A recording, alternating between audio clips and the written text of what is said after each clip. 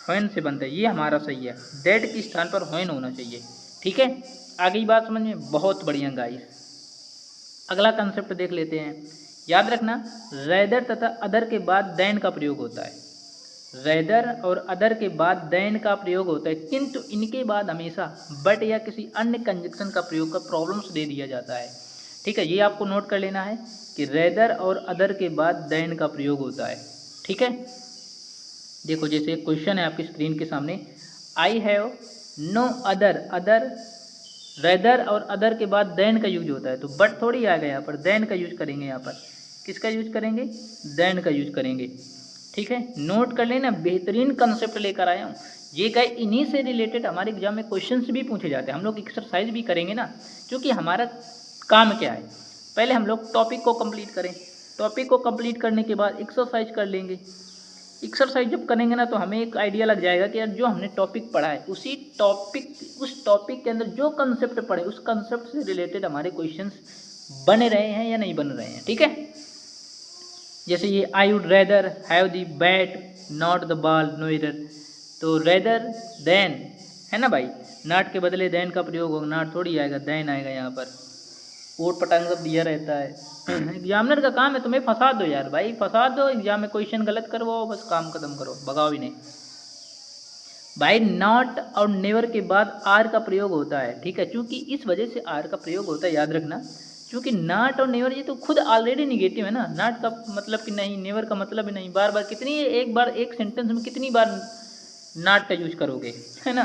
तो इस वजह से उसने सोचा कि नॉट नेवर ये निगेटिव हैं, तो इनके बाद में हमें पॉजिटिव वर्ड रख दें तो सही हो जाएगा। ठीक है, जैसे I have not met him, और सही है।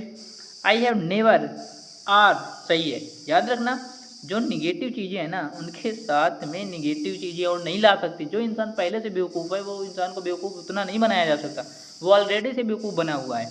ठीक है, तो उतना ऐसा रख दो कि उसका काम हो जाए। अब जैसे ये तो बहुत बार एग्जाम में क्वेश्चन यहाँ से पूछा गया है, याद रखना, लीस्ट के बाद हमेशा शुड का प्रयोग होता है।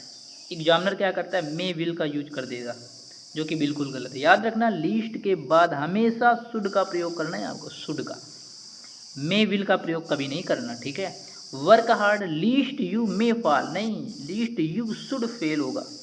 शुड का यूज करो यहाँ पर, किसका? शुड का यूज आपको करना है, यहाँ पर मे नहीं, शुड होगा। अगला देखते हैं, द सेम के बाद दैट का प्रयोग करेंगे, ये भी नोट कर लो। द सेम के बाद आपको दैट का प्रयोग करना है। This is the same, the same के बाद दैट का प्रयोग करेंगे। दिस इज द सेम के बाद में दैट का प्रयोग करेंगे। बिल्कुल सही है गाइस, आ रही है मज़ा? बस क्वेश्चंस को उड़ाते रहो, बस मज़ा लेते रहो। एग्जामिनर क्या करता है, आपको बस ये देखना है कि द सेम के बाद में दैट का प्रयोग होता है, बस काम खत्म। ही इज द सेम लिखा है, दैट का प्रयोग होगा, वो नहीं आएगा, दैट आएगा। यहाँ पर क्या आएगा? दैट आएगा। बहुत बढ़िया। एग्जामिनर क्या करता है, द सेम के बाद हु व्हिच, मतलब कि रिलेटिव प्रोनाउन का प्रयोग करके प्रॉब्लम्स दे देता है, जो कि ये रिलेटिव प्रोनाउन होते हैं। ठीक है, तो ये यहाँ पर हु नहीं आएगा, यहाँ पर दैट का प्रयोग करेंगे। ठीक है गाइस, बहुत बढ़िया। अगला है जैसे अनलेस के बदले अनटिल, और अनटिल के बदले अनलेस का प्रयोग कर प्रॉब्लम्स दिया जाता है। अब इसकी एक मैं जो ट्रिक बताने जा रहा हूँ ना, बहुत ध्यान से सुनिएगा गाइस, बहुत बेहतरीन ट्रिक बताऊंगा। जिस सेंटेंस में आपको कहीं अनलेस अनटिल वगैरह मिल जाए तो समझ लेना उसी पार्ट में गलत है, वही पार्ट हमारा गलत है। याद रखना मैंने क्या कहा, जैसे एक सेंटेंस है, ये मान लो एक सेंटेंस, जहाँ पर आपको अनलेस अनटिल मिल जाए तो समझ लेना वही पार्ट गलत है। इस पार्ट में है तो यही पार्ट गलत है, बिना सोचे समझे काट देना, वही पार्ट गलत हो। जैसे I want to stay here unless, जिस पार्ट में अनलेस अनटिल वगैरह मिल जाए बस उसी पार्ट को उड़ा देना, बस सेंटेंस हमारा सही हो जाएगा। ठीक है, ये बेहतरीन पॉइंट है। अगला क्वेश्चन देखते हैं।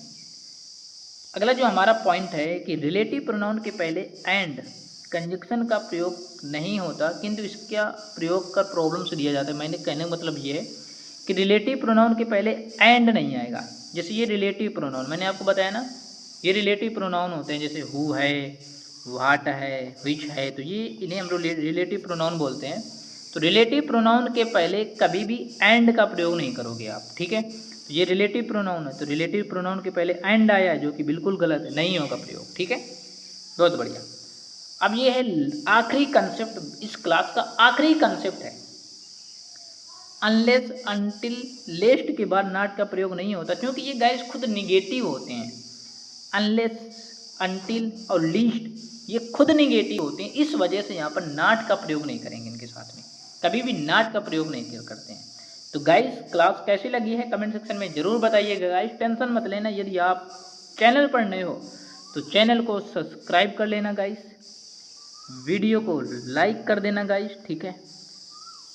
और ज़्यादा से ज़्यादा अपने फ्रेंड्स के बीच में शेयर करना, और ज़्यादा से ज़्यादा शेयर करके लाइक करवाना, ठीक है। मिलते हैं अगली वीडियो के साथ, जब तक के लिए bye bye, take care guys. Guys इस वीडियो के डिस्क्रिप्शन बॉक्स को चेक करना, वहाँ पर इंग्लिश ग्रामर की प्लेलिस्ट मिल जाएगी, ठीक है।